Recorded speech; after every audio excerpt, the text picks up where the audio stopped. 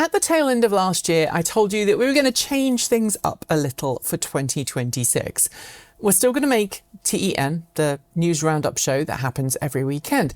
We're still going to review new cars, and we're still going to cover the latest industry news and provide our own expert analysis. But we're also going to lean into videos that we want to make that tickle that little bit of our brain that gets us excited.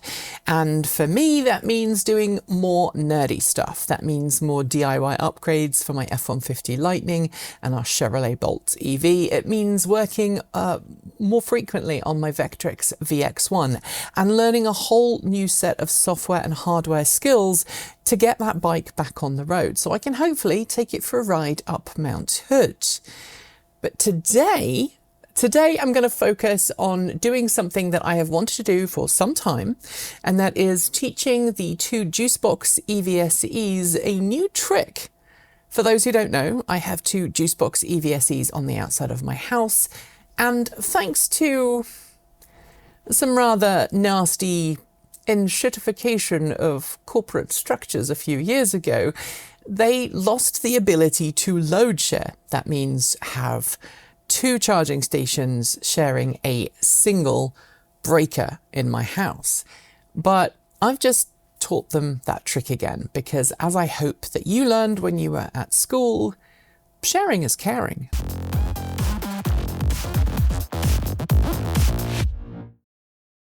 Before I get into super nerdy mode, let's give ourselves a 50,000 foot reminder about the history of the JuiceBox charging stations.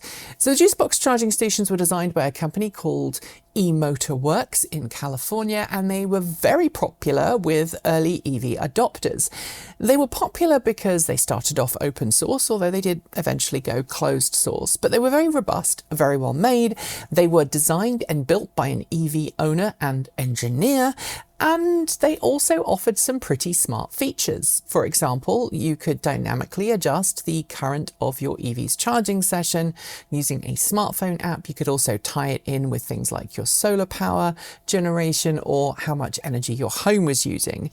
And it was pretty darn smart. Later on, the same back-end software, the JuiceNet, even allowed you to tie in with your local utility. So you could tell your charging station to activate charging when green electricity was being generated and turn it off when dirty fossil fuel power stations were providing most of the power. But as with many good things in today's modern world, things took a turn for the worse when Italian energy giant EnelX acquired eMotorWorks and their charging station IP. And when I say things went downhill, I really mean it. Before the acquisition, eMotorWorks was phenomenal. It had great after-sales support, great customer service, and it was very easy to get a response if you had a problem with the unit. After the EnelX acquisition, things were hairy at best and terrifying at worst. EnelX decided to rebrand the charging stations, brought out a new fancy design for them, and of course, new software. That new software was nowhere near as good as the original, was full of bugs, and didn't reliably work. And eventually, after a few years, EnelX went, you know what? We're done with this. We're going to focus on EV DC fast charging stations. We're not going to do customer-facing home charging stations. You guys are on your own. And not only did it close its business in North America, but it shut down the software backend to go with it, which, as I've discussed on this channel before, left literally tens of thousands of EV owners with bricked or partly functioning charging stations. Now, about a year and a half, 2 years ago, there was a phenomenal effort to bring those charging stations back under control of owners through the JuiceBox Rescue project. The JuicePass proxy was one of the offshoots of that allowed you to install software on a computer in your home if you were so inclined and capable, and that spoofed the original servers that EnelX and eMotorWorks had, and that allowed you to wrench control back from the corporation and back into your own home. It was buggy. I installed it on my home assistant system, or rather my Unraid server at my house. I've done a video on it, and I was able to integrate it with Home Assistant and get it working. But what I wasn't really able to do effectively was load share.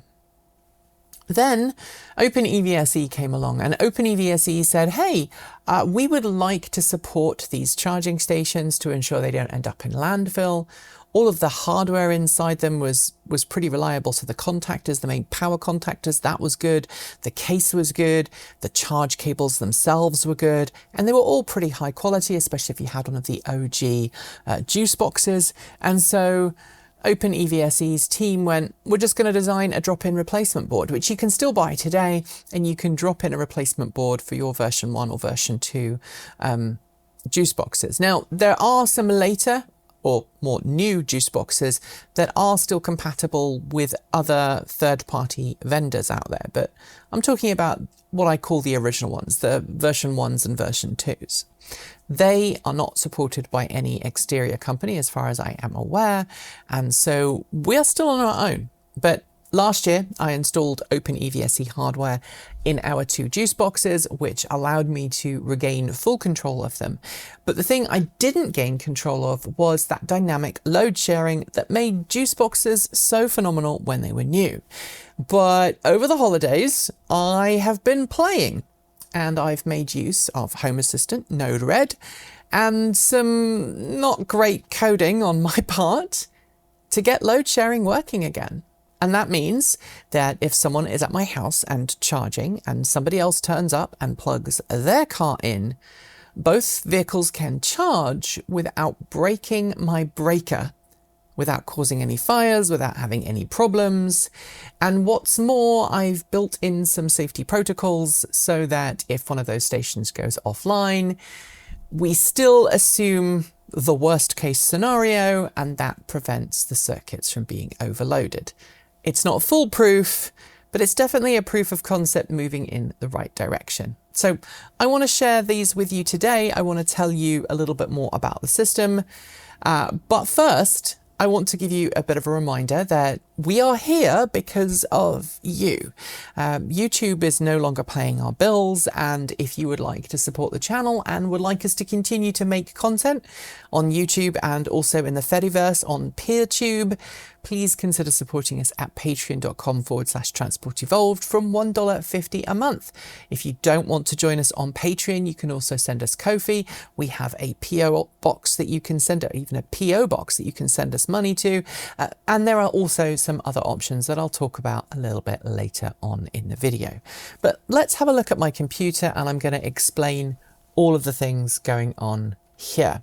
So if you don't know what Home Assistant is, it's one of the most popular hobbyist home automation systems out there. Unlike a lot of commercial options, this is completely free and will run on pretty much any computer that you happen to have lying around, from a Raspberry Pi all the way up to a full-blown desktop computer. For what it's worth, I have a server in our server rack that runs Unraid, and inside Unraid you can spin up a virtual machine which runs Home Assistant, and that's what I have here.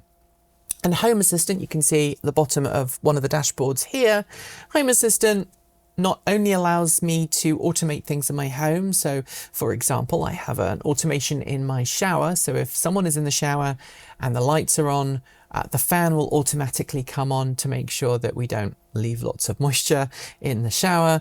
We have an automation outside at night time. So if one of the cameras detects someone on our driveway, the lights will automatically come on. All kinds of good stuff like that. And it's all locally run, so we're not relying on any cloud service. There's nothing like a Ring doorbell or anything like that, so it means that all of my data is secure and my privacy is ensured. And so tying in our charging stations to that is obviously a logical next step. I'm going to show you here the dashboard that I have up right now, and this shows you our 4 charging stations that we have at the house that are connected to Home Assistant. We actually have 5 charging stations. One of them is just a little 110 volt charging station that's connected to our pump house, so that doesn't have any smart connectivity. But you'll see here we have our span drive unit, which will report how much energy we're using. We have our Ford Charge Station Pro. We also have our two JuiceBoxes, and you'll notice right now that our JuiceBoxes, one of them has a sharing limit of 19 amps and one of them has a sharing limit of 20 amps, and that's because we have two vehicles plugged in right now, because I was filming some B-roll earlier on to show you how it all works. Now normally those two vehicles are actually plugged into the Ford Charge Station Pro and also the span charger, but because we run Transport Evolved here, it's quite common to have 4 or sometimes even 5 people at the house all needing to charge vehicles. And of course, I also have the Vectrex VX1, which when it's back on the road will need its own charging station. So being able to dynamically load share between the two JuiceBoxes is kind of important. We do have a 320 amp supply at the house, but we don't have an inexhaustible supply of breakers. So the two JuiceBoxes do in fact share a 50 amp breaker. And what that means under electrical code is that while they share a 50 amp breaker, they can only collectively pull 40 amps. And to make sure that that happens, I'm going to use something called Node-RED. Now, if you don't know what Node-RED is, it is an add-on that you can add to Home Assistant, but it's also a standalone system. Node-RED is basically a visual programming tool that lets you bring different devices together, different APIs from different software and hardware, and kind of combine them and automate them in a way that makes things a little bit easier for you to do. So let's talk to you a little bit about Node-RED and how I've done it, and hopefully you'll see on screen right now what's going on. So on the left hand side here, we've got some inputs that are coming in from my Home Assistant integration. So for example, here we have a sensor that tells me if a vehicle is plugged in to the top of the two JuiceBoxes. Now my JuiceBoxes are stacked one above the other on the outside of my house, so we've called them JuiceBox top and JuiceBox bottom. If you were going to replicate this, you could call them whatever you wanted. But we have sensors that come in from Home Assistant that tell me if there is a vehicle plugged in, and also if those charging stations are online. Now, this is super important because the OpenEVSE hardware has a wireless module in it, so you can connect it to Wi-Fi, and there is a heartbeat that you can check to see if it's online or not. And I wanted a way to ensure that if one of those units fell offline, that there would be an easy way for us to safely ensure that the total charge limits were not exceeded. So these different switches are all states that we pull in from Home Assistant. So we have vehicle plugged in top, vehicle plugged in bottom, EVSE top charging current, bottom charging current, and whether the top and bottom EVSEs are online. Now, the top charging current reported is coming from the OpenEVSE integration that I have added to Home Assistant. If you know what I'm talking about, great. If you don't worry, I'll put some links in the down below that you can follow and maybe have a bit of a play for yourself. Then what I've done in Node-RED is I'm running each of those states through a cleaner so that the Node-RED installation has all of the data in the same way. So some of that data coming in is a binary sensor, i.e. it's either true or false, on or off. Some of that data is a numerical bit of data, so it might be the amount of current that the charging station thinks it's drawing. And I need to change all of those into the same type of data so that it can be safely managed later on. So that's basically what these mergers do here.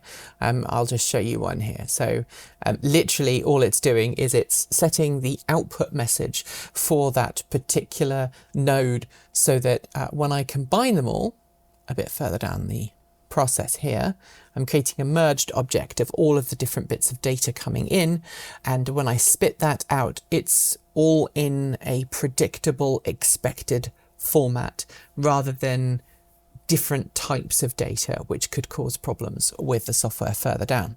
Then we go to the dynamic load sharing, and there's a bunch of code here. I'm not going to go through it in great detail, because if you're not into coding, it will be boring. But I'm going to talk through the logic. So there's a couple of rules that we have for this particular logic. So the first thing is the maximum total current cannot exceed 40 amps. So that's a hard limit. It doesn't matter how much current each vehicle wants. We cannot allow the total amount of power going out from those two charging stations to be more than 40 amps. And the other thing that we've absolutely maintained is that each charging station must have a minimum current of 6 amps. And that is because sometimes if you have a charging station that you have plugged into a vehicle and the vehicle has stopped charging, if you actually set that limit to 0, and the car came back online and decided it wanted to run a cooling loop on hot weather to cool the battery pack, or if you wanted to run preconditioning on a cold winter morning, you'd need at least something saved for that to happen, to make sure that it would properly load share and ramp up. So I've set 6 amps even as the minimum, and we'll come back to that in a second. So we've got 40 amps and then as the maximum, and then 6 amps as the minimum.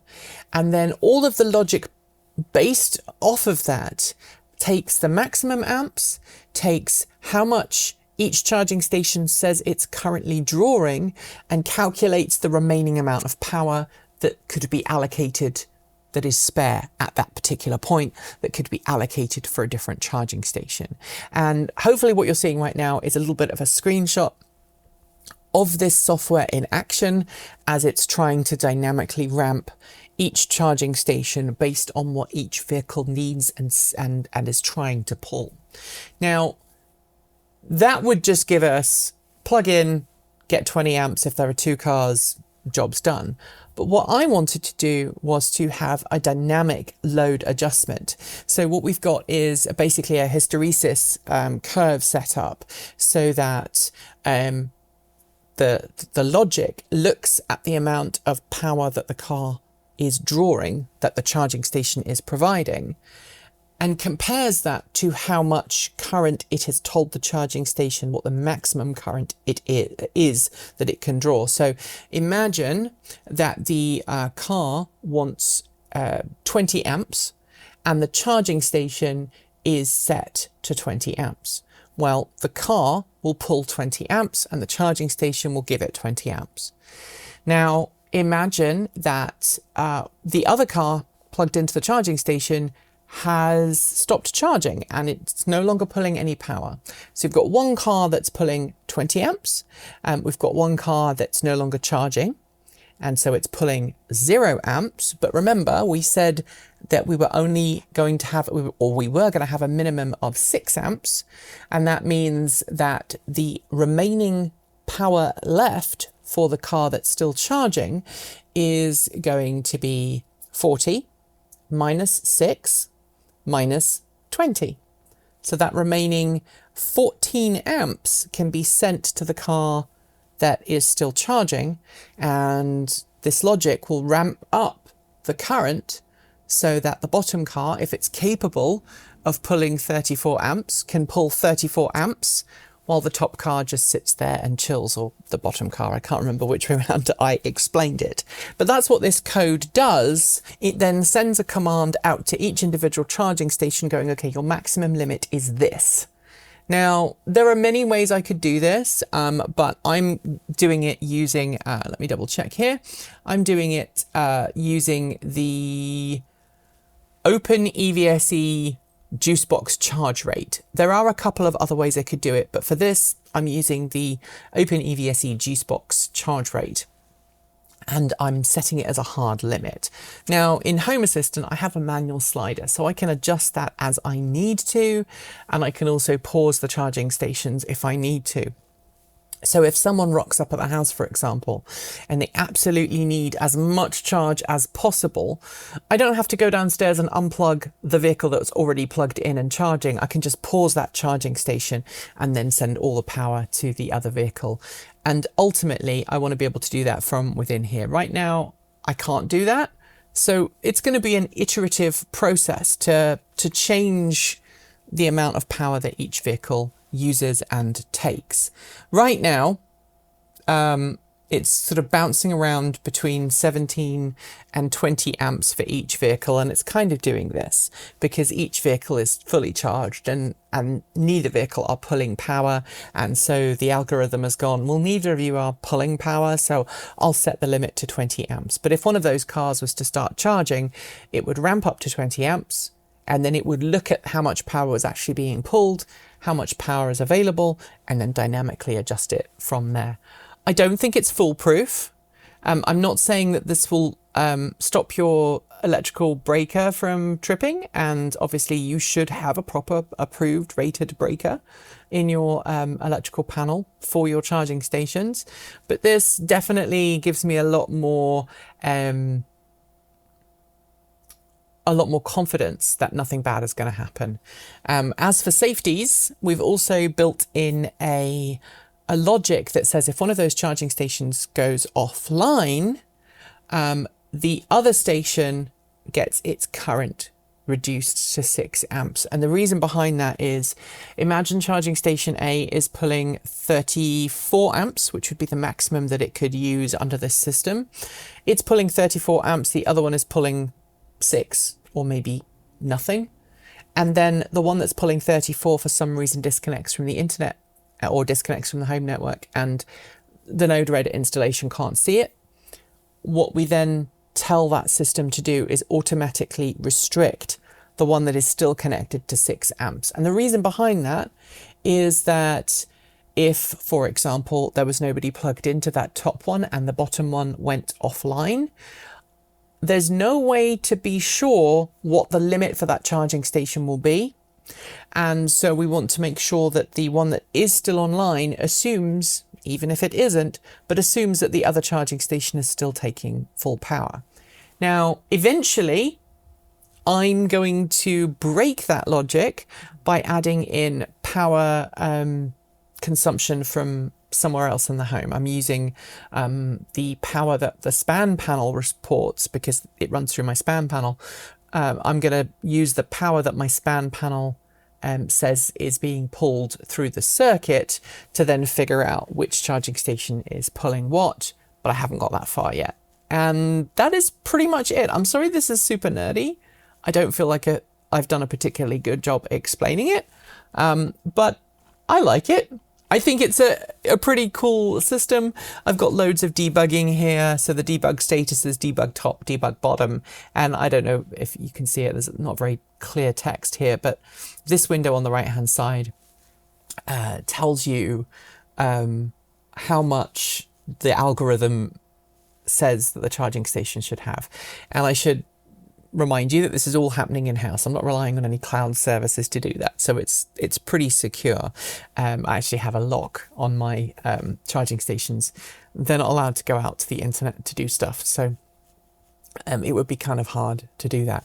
But this is a really cool project. I've really enjoyed it. It's a very simple home automation in the grand scheme of things, a very simple home automation setup that I think anyone could probably use. Let me know if you want me to put this up on a GitHub somewhere. Like I say, it's not completely bug-free, but I think it's probably ready to be tested out by other people who understand Node.js or other programming languages.